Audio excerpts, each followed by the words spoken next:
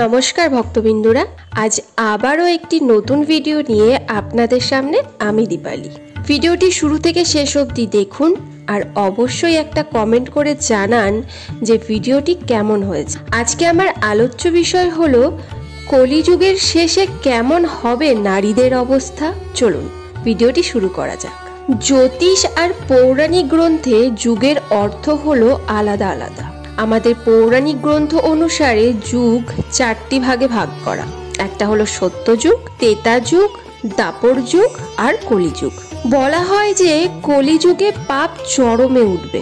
বর্তমানে এটা কলিযুগ চলছে। ধার্মিক গ্রন্থে এই যুগে কি কি হবে বা ঘটবে তা স্পষ্টভাবে লেখা রয়েছে। দ্বাপর যুগের অবসানের পর কালখণ্ডের চতুর্থ যুগ কলিযুগ নেমে আসলো এই ধরাধামে। কলিযুগের স্থায়িত্বকাল মাত্র 4,32,000 বছর। তাই কলিযুগে মানুষের গড় আয়ু বলা হয়েছে 100 বছর। কলিযুগে মানুষের পুণ্যের চেয়ে পাপের পরিমাণ অধিক বেশি। কলিযুগের মানুষেরা সত্যযুগের বিপরীত দিশাতে চলবে। সত্যযুগের মানুষেরা সম্পূর্ণ পুণ্যবান ছিল, তাদের কোনো পাপ ছিল না। কিন্তু কলিযুগের মানুষের মধ্যে সম্পূর্ণটাই পাপ, তাদের কোনো পুণ্যই নেই।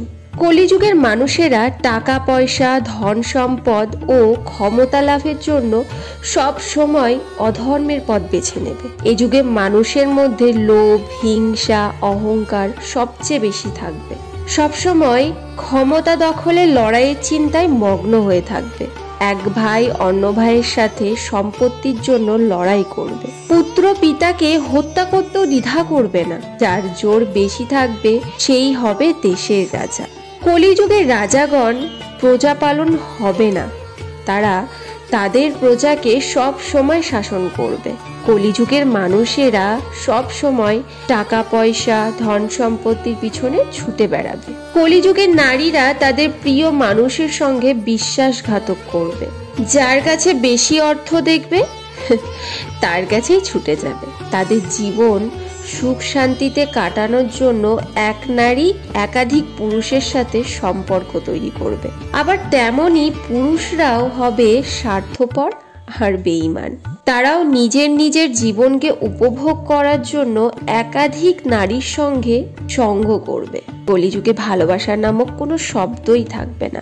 যেটা থাকবে সেটা হলো স্বার্থপরতা। যেখানে স্বার্থ একটু বেশি দেখবে সেখানেই মানুষ সঙ্গ দিতে শুরু করবে। কলিযুগের মানুষেরা তাদের বুদ্ধি দ্বারা অনেক আধুনিকতা লাভ করবে এবং বিভিন্ন শক্তিশালী নতুন নতুন আধুনিক মন্ত্র তৈরি করবে। এই মন্ত্রের ওপরেই নির্ভরশীল হয়ে পড়বে।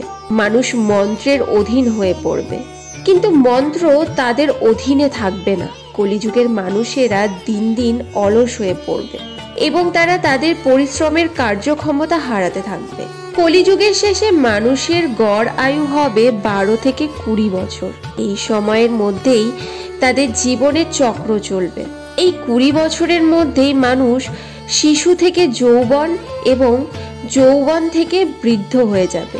তখন কলিযুগের মাত্র 1 ভাগ মানুষ ধর্মের পথে থাকবে আর বাকি 99 ভাগ মানুষ অধার্মিক হয়ে যাবে, অপরাধের পথ বেছে নেবে।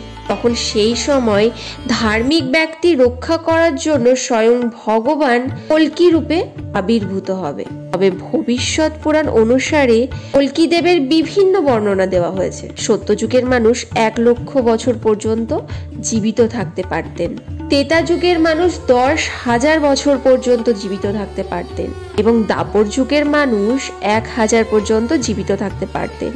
এই 3 যুগের মানুষ ঘোর তপস্যা করে মোক্ষ ও মুক্তি লাভ করতে পারতেন। কিন্তু বর্তমানে কলিযুগের মানুষের গড় আয়ু 100 বছর। এছাড়া বর্তমানে মানুষ 60 বছরের বেশি বেঁচেই থাকতে পারছে না। এই কারণে শ্রী চৈতন্যদেব মহাপ্রভু কলিযুগের মানুষের মুক্তি লাভের জন্য সহজ পন্থা অবলম্বন করার পথ দেখিয়ে গিয়েছিলেন। এই সহজ পন্থাটি হলো ভগবান শ্রীকৃষ্ণের মহামন্ত্র হরিনাম জপ করা।